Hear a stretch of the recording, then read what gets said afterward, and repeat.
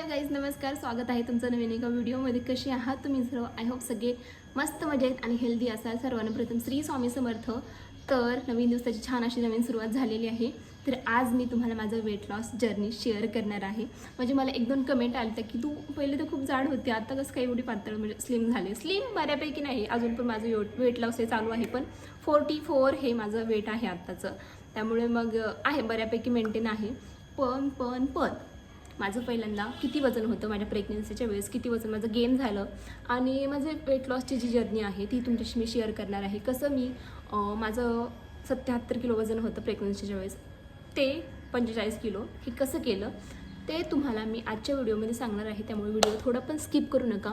आवडला तर एक लाईक नक्की करा, चॅनलला सबस्क्राईब करा. चला सुरू करूया मग. तर आता बघा, लग्नाच्या आधीपासून सुरुवात करूया की माझं वजन कितीवरून कसं कुठे गेलं.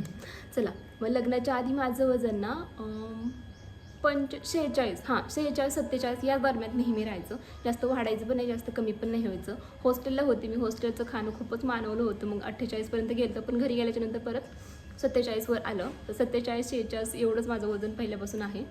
आणि मग लग्न झालं माझं. लग्न 47 वजन होतं तेव्हा, लग्न झालं तेव्हा. आणि लग्न झाल्याच्यानंतर घरीच होते, मानवलं थोडंसं. मग 50 किलोवर गेलं. तर 50 किलो गेलं. मग मला ते खूपच जास्त वाटायचं की एवढं 50, बापरे, पाय चाकडं माझ्या वजनात आला. मग खूपच जास्त वाटायचं. मग मी तेव्हा थोडं योगा वगैरे काहीच नव्हते करत, कारण नवीन लग्न झालं होतं. आणि मग काहीच नाही. मग नंतर लग्नाच्या 1 वर्षानंतर दीड वर्षानंतर बेबी प्लॅन केला. मग तेव्हा वजन प्रेग्नन्सीच्या वेळेस वजन माझं पहिल्यांदा 50 किलोच होतं वजन. आणि नंतर हळूहळू मग 1-2 महिने झाले, मग 55, मग म्हणजे असं वाढत चाललं थोडंसं. 1-2 किलो असं वाढत होतं माझं प्रत्येक महिन्याला वजन. आणि 9व्या महिन्यामध्ये माझं वजन हे 77 किलो होतं.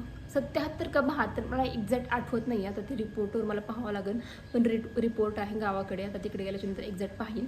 पण 77 का 72 हे यामध्ये होतं माझं वजन. आय थिंक 72 होतं.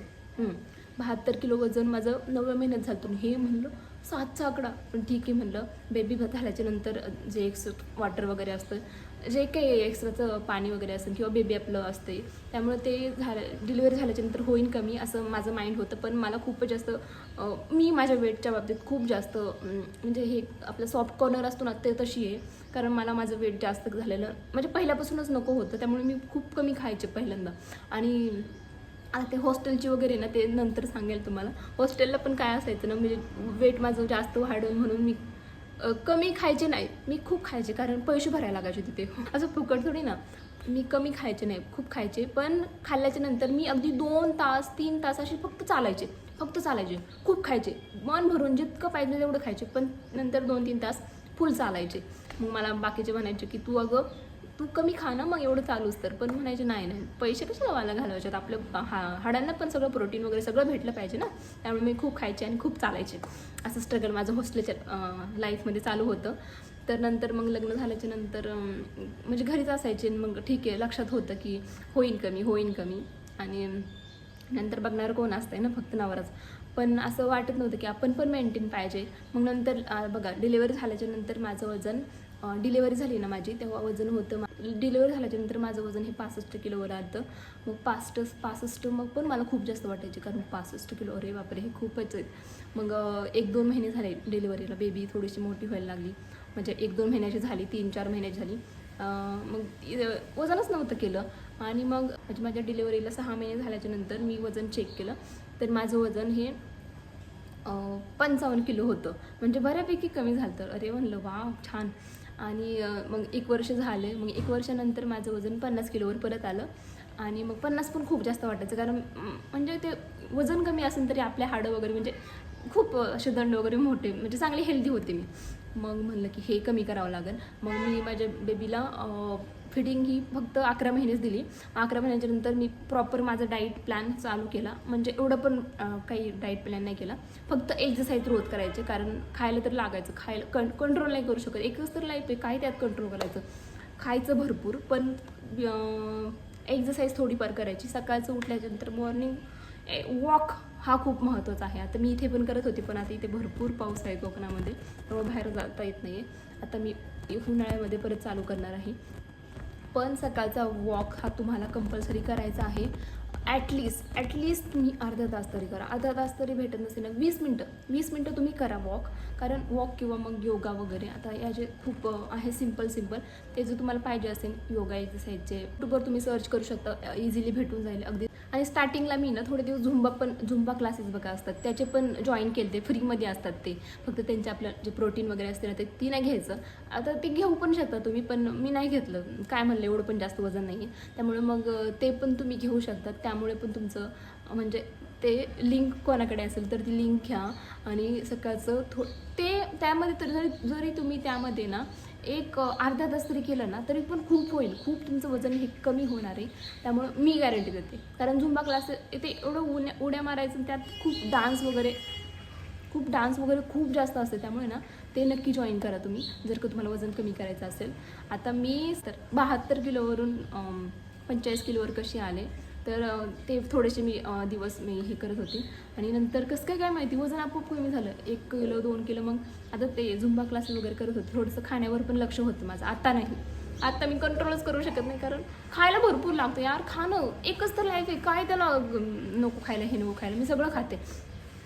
पण आहे ना गोड खाल्ल्याच्यानंतर पिंपल्स वगैरे येतात, त्यामुळे मी गोड थोडंसं नॉर्मल अवॉइड करते. बाकी चहा तर मला जमत नाही. थोडंसं तरी चहा पिला की रांजणवडी पिंपल्स वगैरे यायला जमतात. त्यामुळे मी कधीतरी असं मूड झाला ना तर तेव्हा पेते चहा. आणि बाकीचं सगळं खाणं माझं आता चालू आहे. आता करंट वजन माझं मी तुम्हाला इथे शेजारी दाखवते. 44 किलो आहे. 44.80 45 अशा ह्या दरम्यामध्ये राहतं. किती पण खा, काही पण खा.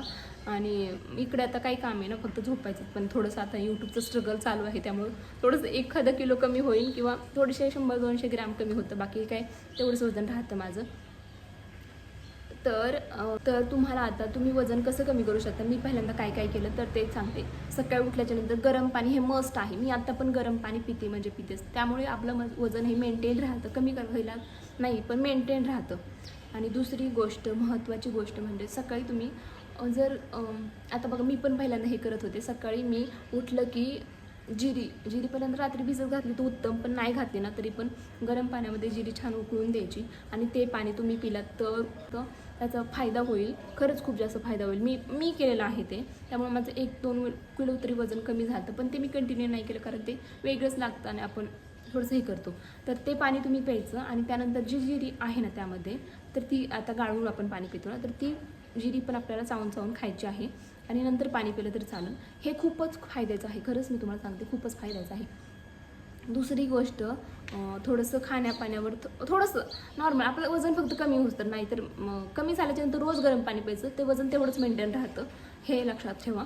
आणि थोडंसं मग खाण्यावर थोडंसं कंट्रोल ठेवायचं, जास्तही नाही. आता मी कंट्रोल ठेवू शकत नाही, तसं जास्तही काही कंट्रोल ठेवू नका तुम्ही, पण बऱ्यापैकी म्हणजे थोडंफार तरी कंट्रोल ठेवा. आणि सकाळचं उठून रोज योगा करा, कारण आपलं शरीर हे महत्त्वाचं आहे. योगाने फक्त आपलं वजनच कमी नाही होणार, तर आपल्या चेहऱ्यावर छान ग्लो येईल. आपण योगाचा काय फायदा आहे ना, हे तुम्हाला तर माहितीच आहे, सगळ्यांनाच माहिती आहे. त्यामुळे सकाळी उठून योगा करा. आता मी स्किप केला आहे थोडे दिवस, पण मी चालू करणार आहे. तिसरी महत्त्वाची गोष्ट की, आणि बघा आता फिडिंग मॉम वगैरे असतात, म्हणजे जे काही नवीन ज्यांचं डिलिव्हरी वगैरे झाल्याचे असेल तर त्यांनी प्लीज करू नका फॉलो हे जिरी. आणि हे खूप घातक आहे, म्हणजे नवीन मॉम, कारण ते फिडिंग करत असतात, त्यांना खूप म्हणजे हे चांगलं नाही आहे आपल्या बेबीसाठी. त्यामुळे तुम्ही प्लीज फक्त 2 वर्ष कंट्रोल करा, म्हणजे 1.5 वर्ष तरी ॲटलिस्ट. 1.5 वर्षानंतर तुम्ही डायटिंग वगैरे करू शकतात, पण आपल्या बेबी पहिलं महत्त्वाचं आहे, नंतर आपलं शरीर. त्यामुळं न्यू मॉम जे असतील ते स्किप करा डायरेक्ट, कारण तुम्ही खा पी आणि बाळाला लक्ष द्या. तर अजून भरपूर सारं आहे, तर त्यासाठी मी पार्ट 2 घेऊन येईल तुमच्यासाठी. माझी वेट लॉस जर्नीचा पार्ट 2 तुमच्यासाठी मी घेऊन येईल त्यासाठी स्टे ट्यून. आणि त्यामध्ये मी तुम्हाला कोणते एक्सरसाइज मी केल्या ते तुम्हाला सांगेल. आणि त्याने खूप जास्त फरक पडतो. आपले जे टमी फॅट असतात, जे आपले लेग्स फॅट असतात, ते सगळे कमी होतात. तर त्यासाठी स्टे ट्यून. तर स्टील आत्ता मी हा व्हिडिओ इथंच एंड करते. कसा वाटला तुम्हाला कमेंटमध्ये नक्की सांगा. तुमचे आणखी पण काय प्रश्न असतील तर ते मला कमेंट सेक्शनमध्ये नक्की विचारा. आणि आवडलं तर एक लाईक नक्की करा, चॅनलला सबस्क्राईब करा. चला मग भेटू आपण अशाच इंटरेस्टिंग व्हिडिओमध्ये. तोपर्यंत तुम्ही स्वतःची काळजी घ्या. So take care friends and bye.